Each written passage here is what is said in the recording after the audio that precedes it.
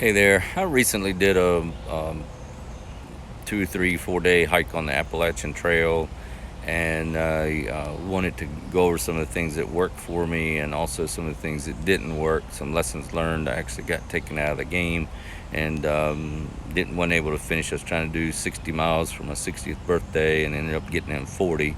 And what took me out was preventable. I couldn't find some of this information on YouTube in my research, so hopefully I can keep somebody else going further and learn from my mistakes.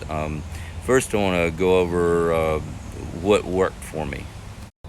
So my wife was really concerned about my location and not being able to get in contact with anybody, so I bought this little Garmin Mini InReach device, and it sends tracks every 10 minutes, I think, of where you're at, and you can text through it through satellite. And it's a little bit pricey, but it's definitely worth it for remote, and also can send the SOS signals. So that made everybody happy and got me out the door with a Liberty Pass. Also, what helped for me was this rock tape. Putting this on my side before I went where I was having rubbing with my pack, and then also uses an ace bandage later. But this stuff is great. You can get it wet anywhere there's chafing. You can make moleskin out of it. But I had to put some on my shoulders where my strap was rubbing at the end of the first day, and it kept me from blistering. I changed out my insoles from some I found at REI, and it made a world of difference. I mean, hiking shoes are like walking on boards anyway, and these made it walk like walking on air.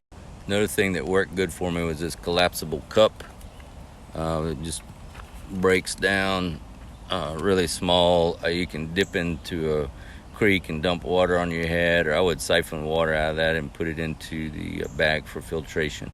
And I found it worth the extra money to go on and spend for the Platypus 2-liter bag, so you can get an adequate amount. What I'm going to do next time is add to the straw. I had a short straw. I want to get a longer straw to use to go into the water bottle, but having the larger bag really makes it nice for collecting water. Electrolyte tabs were very useful to help to add to the water without a ton of calories, like Gatorade. I got these at REI as well.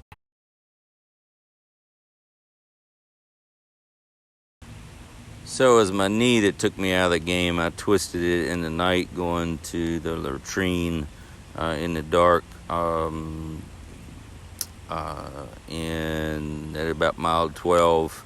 Had a hard time going downhill, but I sprained my knee, but I was able to push out a couple more days and get 40 miles in. Also, I got in a rush and I couldn't find the socks. They have good hiking socks. They're padded and wicking, but my socks were wet and I didn't stop to change them. I couldn't find my backup socks, and ended up getting a little blister on my toe, but that wasn't going to stop me. But had I changed and kept dry feet, I wouldn't have gotten that blister.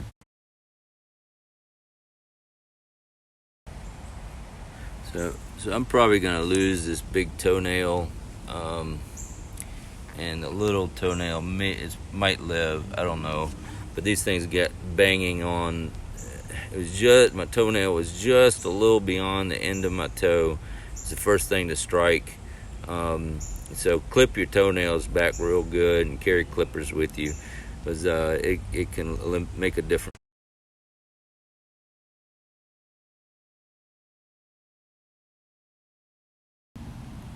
So I'm definitely adding toenail clippers. These are really heavy ones, but it's a few grams into the pack for the next venture. Other thing is, the community on the trail are some of the nicest people you ever meet in your life. Don't be hesitant about running into crazy people out there.